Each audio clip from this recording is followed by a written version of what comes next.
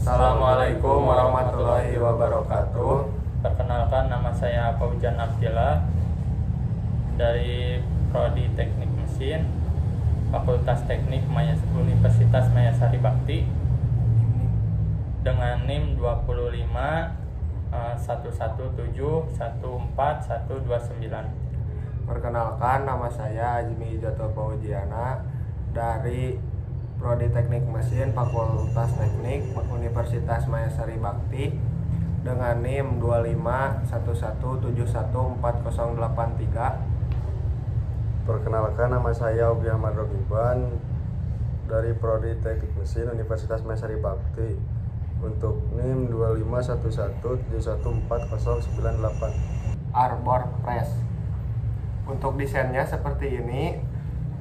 Cara kerjanya menggunakan sistem handle yang disambung ke handle round dan disambung ke gear. Untuk handle round-nya saya memberikan knob di kedua sisi handle round yang berbahan plain carbon steel. Ini bertujuan supaya memudahkan handle round-nya. Untuk sistem geraknya saya menggunakan transmisi antar stool gear dengan gerak. Untuk pergerakan mesinnya jadi seperti ini. Ketika saya memutarkan knobnya, di sini kita bisa memilih untuk nanti diameter arbor yang ingin kita press dikarenakan mold ini berbeda dengan dimensinya. Lanjut ke part yang menurut saya sulit, yaitu part base, yang mana untuk membuatnya kita perlu membuat skate di top plane dengan panjang dan lebar seperti ini. Kemudian membuat lubang diameter 20,4 mm, kemudian di extrude cut dengan tinggi 38,1 mm.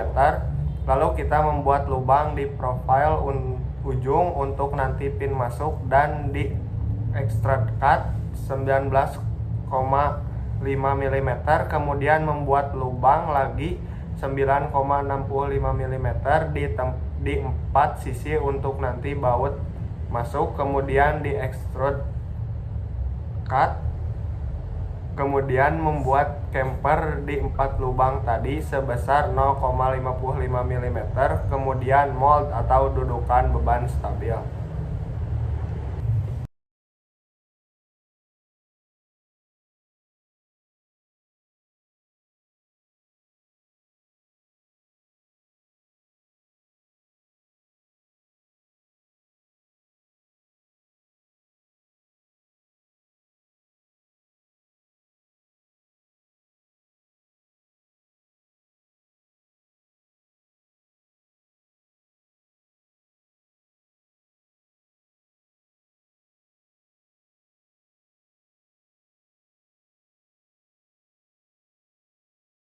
Part kedua yang menurut saya sulit yaitu part gears.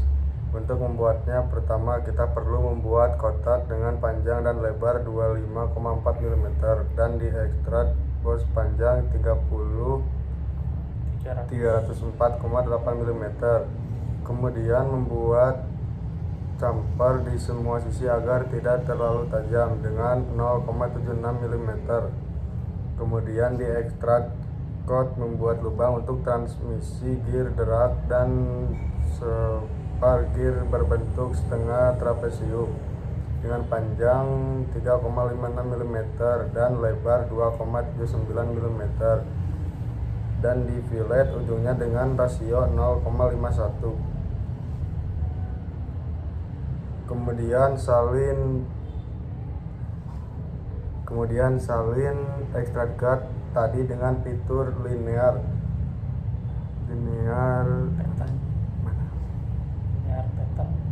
pattern tab dan potong ujung dekat lubang.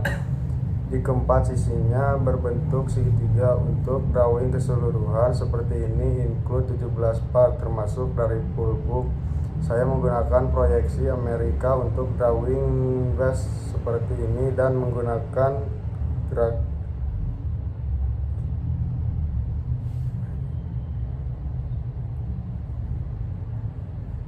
dan menggunakan proyeksi Amerika, dan untuk drawing gridnya masih sama seperti tadi menggunakan proyeksi Amerika. Demikian untuk bagian drawing.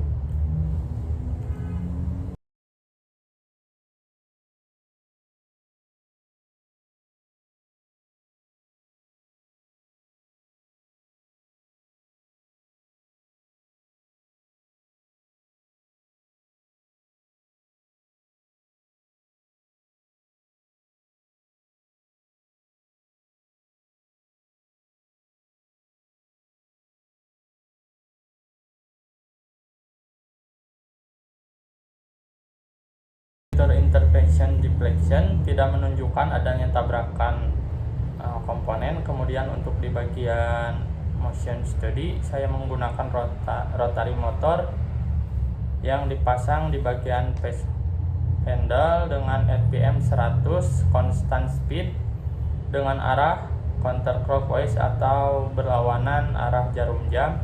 Untuk animasi jadinya seperti ini. Kemudian untuk pertama-tama kita klik new study, pilih study, klik OK, kemudian pilih picture di panel kiri, klik kanan, pilih geometri, pilih bagian bawah atau base. Bagian ini berfungsi untuk menahan beban yang diberikan oleh mesin. Kemudian klik kanan external load, pilih force, klik di bagian atas base untuk newton, kita jadikan 100 newton, centang, kemudian pilih mesh, create mesh, klik centang, tunggu proses. Setelah jadi seperti ini, klik run this, tunggu sampai selesai untuk tampilan akhir seperti ini, dimana nanti akan menunjukkan stress berdasarkan warna dari panel yang di-include di kanan.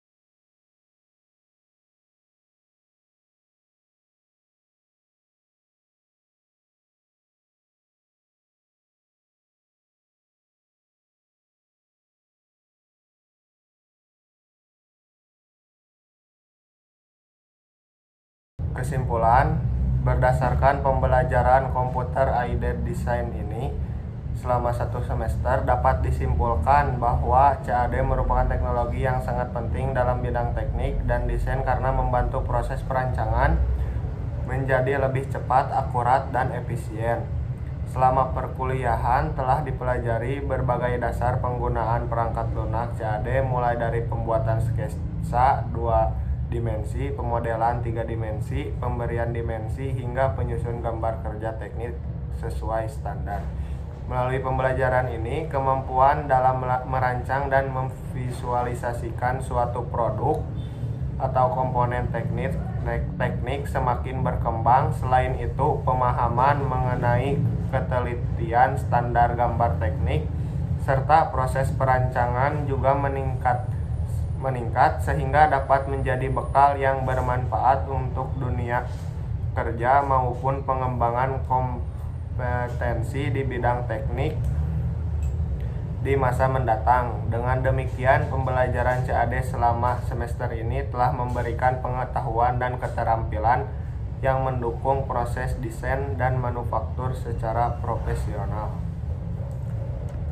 Saran saya untuk pembelajaran CAD ini, saya harap lebih dijelaskan lagi fitur-fitur yang ada di dalam software ini secara lebih detail. Mungkin ini saja yang bisa kami sampaikan. Mohon maaf apabila ada kekurangan. Wassalamualaikum